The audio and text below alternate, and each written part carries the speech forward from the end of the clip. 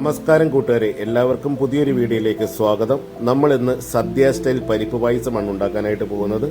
അപ്പോൾ നമുക്ക് പരിപ്പ് പായസത്തിൻ്റെ പ്രിപ്പറേഷനിലേക്ക് കിടക്കാം. നമുക്ക് ആദ്യമേ തന്നെ ഈ ശർക്കര ഒന്ന് ഉരുക്കിയെടുക്കാം.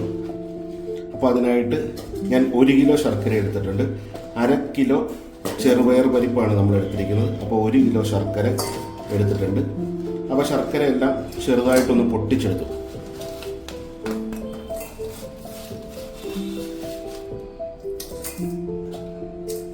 ഇനി ഇതിൻ്റെ അകത്തേക്ക് അല്പം വെള്ളം ഒഴിച്ചു കൊടുക്കാം. ഇനി ഇതിൻ്റെ ഫ്ലെയിം ഒന്ന് ഓണാക്കി കൊടുക്കാം. അതവിടെ നിന്ന് ഉരുക്കി വരട്ടെ. അപ്പോൾ ശർക്കരപ്പാനി റെഡി ആയിട്ടുണ്ട്. ഇനി ഇത് ചൂടാറിയതിന് ശേഷം നല്ലപോലെ ഒന്ന് അരിച്ചെടുക്കാം. ഇതിനകത്ത് മണ്ണൊക്കെ ഉണ്ടാവും. അപ്പോൾ തീർച്ചയായും ഇതൊന്ന് അരിച്ചെടുക്കുക. ഒരു ചീനിച്ചട്ടി എടുത്ത് വെച്ചിട്ടുണ്ട്. അതിനകത്തേക്ക് പരിപ്പിട്ട് കൊടുക്കാം. ചെറുപയർ പരിപ്പ്. പരിപ്പ് പായസം ഉണ്ടാക്കുന്നതിന് 1/2 കിലോ ചെറുപയർ പരിപ്പ് എടുത്തിട്ടുണ്ട്. പരിപ്പ് നമുക്കൊന്ന് മൂപ്പിച്ചെടുക്കണം. പരിപ്പിൻ്റെ കളറ് ചെറുതായിട്ട് ഒന്ന് മാറി വരുമ്പോൾ നമുക്ക് ഗ്യാസിൻ്റെ ഫ്ലെയിം ഓഫ് ചെയ്യാവുന്നതാണ്.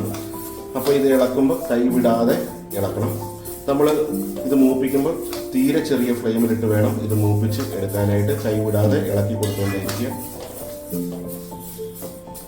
ഒരു 10 മിനിറ്റിന് മേളിലായിട്ട് നമ്മൾ ചെറിയ ഫ്ലെയിമിലിട്ട് ഈ പരിപ്പ് ഇതേപോലെ ഒന്ന് മൂപ്പിച്ച് കൊടുത്തുകൊണ്ടിരിക്കുകയാണ്.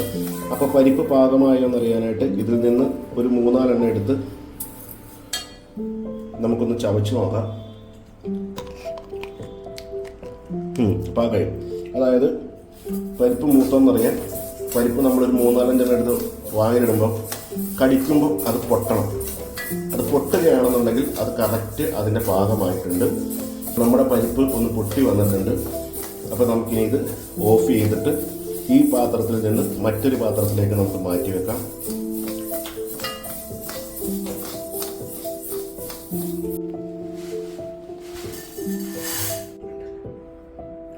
ഇനി ഇതിനകത്തേക്ക് വെള്ളം ഒഴിച്ചു കൊടുക്കാം. ഇനി ഒരു 2 വിസിൽ വരുന്നവരെ ഒന്ന് കുക്ക് ചെയ്യാം. പായസം ഉണ്ടാക്കുന്നതിന് അടി കട്ടിയുള്ള ഒരു ഉരുളി അടുപ്പത്തേക്ക് വെച്ച് കൊടുത്തിട്ടുണ്ട്. അതിൻ്റെ അകത്തേക്ക് നമുക്ക് നെയ്യ് ഒഴിച്ചു കൊടുക്കാം. ഒരു 2 ടേബിൾ സ്പൂൺ നെയ്യ് ഒഴിച്ചു കൊടുത്തിട്ടുണ്ട്. അണ്ടിപ്പരിപ്പ് ഇട്ട് കൊടുക്കാം.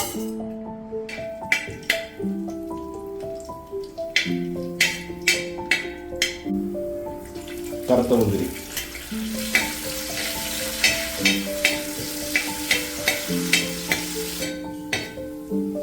കശുവണ്ടിയുടെ നിറം ഒന്ന് മാറുന്നു. മുന്തിരി ഒന്ന് വീർത്തും കിട്ടിയിട്ടുണ്ട്. അപ്പോൾ നമുക്ക് ഇത് കോരി മാറ്റാം.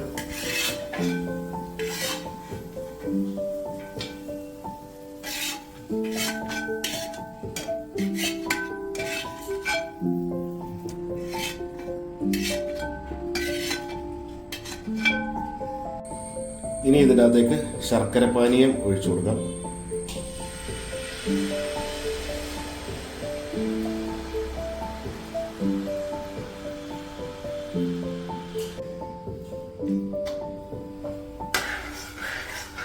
ശർക്കര നമ്മൾ ഉരുക്കി ഒഴിക്കുമ്പോൾ അതിനകത്ത് കുറച്ച് വെള്ളം കാണും. അപ്പോൾ ആ വെള്ളമൊക്കെ പോയി കഴിയുമ്പോഴത്തേക്ക് ശർക്കര നന്നായിട്ട് പതയാനായിട്ട് തുടങ്ങും. ഇനി നമുക്ക് ഇതിൻ്റെ അകത്തേക്ക് നമ്മൾ കുക്കറിൽ വേവിച്ച് വെച്ചിരിക്കുന്ന പരിപ്പ് ചേർത്ത് കൊടുക്കാം. നമ്മുടെ പരിപ്പ് ചെറിയ ചെറിയ തരികളായിട്ട് നമുക്ക് കിട്ടുന്നുണ്ട്. ചെറിയ തരികളായിട്ട്. അപ്പോൾ നമുക്ക് ഇതിനകത്തേക്ക് ഒഴിച്ചു കൊടുക്കാം.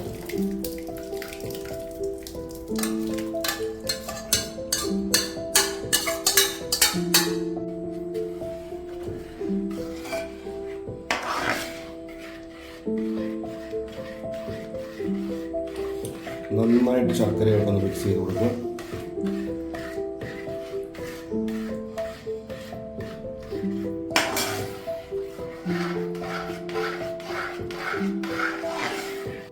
ശർക്കരപ്പാനീയത്തിൻ്റെ അകത്തേക്ക് നമ്മൾ വേവിച്ച് വെച്ച ചെറുപയർ പരിപ്പ് ചേർത്ത് കൊടുത്തിരുന്നു. ഇപ്പോൾ ഏകദേശം ഒരു 12 മിനിറ്റോളം ഇതിങ്ങനെ കിടന്ന് തിളച്ചുകൊണ്ടിരിക്കുകയാണ്. ഇപ്പോൾ ഒന്ന് കുറുകിയിട്ടുണ്ട്. ഇനി നമുക്ക് ഇതിൻ്റെ അകത്തേക്ക് തേങ്ങയുടെ 2ാം പാല് ചേർത്ത് കൊടുക്കാം. ഞാനിവിടെ ഒരു 3 തേങ്ങയാണ് എടുത്തിരിക്കുന്നത്. 1.5 ലിറ്റർ 2ാം പാലാണ് നമ്മൾ ഇതിനകത്തേക്ക് ഒഴിച്ചു കൊടുക്കുന്നത്.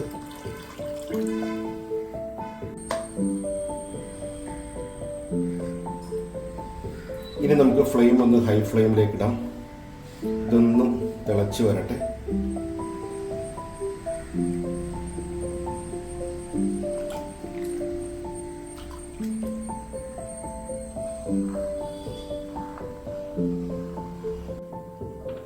രണ്ടാം പാല് ചേർത്ത് ഇപ്പോൾ ഏകദേശം ഒരു 12 to 13 മിനിറ്റായി. ഇനി നമുക്കൊരു 2-3 മിനിറ്റും കൂടെ കുക്ക് ചെയ്യുമ്പോൾ പായസം ഒന്നും കൂടി ഒന്ന് കുറുകി കിട്ടും. അതിനുശേഷം നമുക്ക് ഇതിനകത്തേക്ക് ഒന്നാം പാല് ചേർത്ത് കൊടുക്കാവുന്നതാണ്.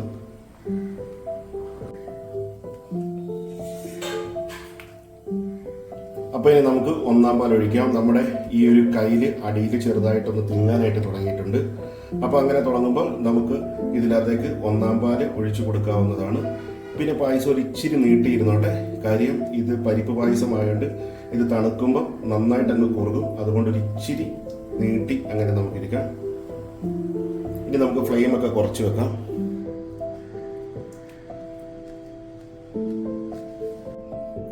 ഇതിനകത്തേക്ക് ഒന്നാം പാൽ ഒഴിച്ചു കൊടുക്കാം. 3/4 ലിറ്റർ ഒന്നാം പാൽ ഒഴിച്ചു കൊടുക്കാം.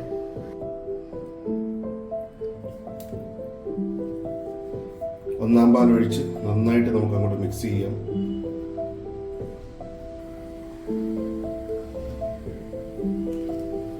ഇത്രയെങ്കിലും ഒരു നീട്ടി വേണം പായസം എടുക്കാനായിട്ട്. കാര്യം ഇത് തണുത്ത് കഴിയുമ്പോൾ വീണ്ടും കുറുകും.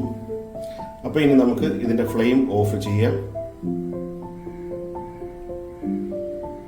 ഒന്നാം പാല് ചേർത്ത് കഴിഞ്ഞാൽ പായസം തിളയ്ക്കാനായിട്ട് അനുവദിക്കരുത്.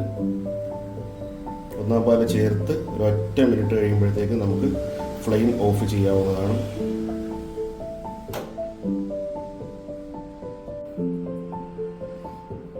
ഇനി ഇതിനകത്തേക്ക് ഏലക്ക പൊടിച്ചത് ഒരു 7-8 ഏലക്ക വറുത്ത് പൊടിച്ചതാണ്. ശരിക്കും പായസത്തിൽ ഈ സ്പൈസസ് ഒന്നും ചേർക്കേണ്ട ആവശ്യമൊന്നുമില്ല. സ്പൈസസ് ചേർക്കുമ്പോൾ സ്പൈസസിൻ്റെ ടേസ്റ്റ് മുമ്പോട്ട് നിൽക്കും. അപ്പോൾ എനിക്ക് ഈ പായസത്തിൽ സ്പൈസസ് ചേർക്കുന്നത് വലിയ താല്പര്യമുള്ള കാര്യമല്ല. എന്നാലും ഞാൻ ഇതിനകത്ത് ഒരു 7 ഏലക്ക വറുത്ത് പൊടിച്ച് ഇതിനകത്ത് ചേർത്ത് കൊടുത്തിട്ടുണ്ട്. നിങ്ങൾക്ക് വേണമെന്നുണ്ടെങ്കിൽ ചുക്കും ഇതേപോട്ട് പൊടിച്ച് ചേർത്ത് കൊടുക്കാവുന്നതാണ്. എന്ത് ചേർത്താലും അത് അളവിൽ കുറച്ച് ചേർക്കാവുള്ളൂ. കൂടുതൽ ചേർത്ത് കഴിഞ്ഞാൽ പായസത്തിൽ കൂടുതലും സ്പൈസസിൻ്റെ ചുവയായിരിക്കും. അപ്പോൾ നമ്മൾ ഏലക്ക ഇട്ട് കൊടുത്ത് ഒരു മിനിറ്റ് ഒന്ന് ഇളക്കി കൊടുത്തു. ഇനി ഇതിൻ്റെ അകത്തേക്ക് നമുക്ക് വറുത്ത് വെച്ചിരിക്കുന്ന അണ്ടിപ്പരിപ്പും കിസ്മസും ചേർത്ത് കൊടുക്കാം. അണ്ടിപ്പരിപ്പും കറുത്ത മുന്തിരി.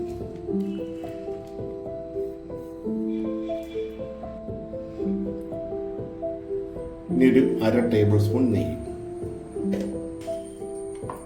ചേർത്ത് കൊടുത്ത് നമുക്ക് നന്നായിട്ട് നമുക്ക് ഇളക്കി യോജിപ്പിക്കാം.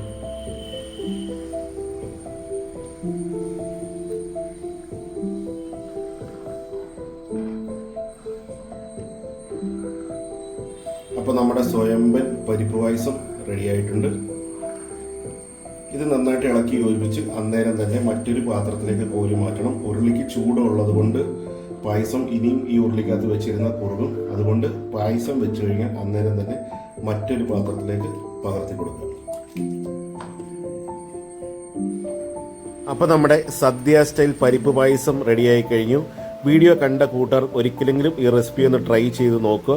ഇഷ്ടപ്പെട്ടെങ്കിൽ ലൈക്ക്, കമൻറ്റ്, ഷെയർ എന്നിവ ചെയ്യുക. ഞങ്ങളുടെ ചാനൽ ഇതുവരെ സബ്സ്ക്രൈബ് ചെയ്യാത്തവർ സബ്സ്ക്രൈബ് ചെയ്യുക. എല്ലാവർക്കും നന്ദി, നമസ്കാരം. ഇനി മറ്റൊരു റെസിപ്പിയുമായി നമുക്ക് കണ്ടുമുട്ടാം.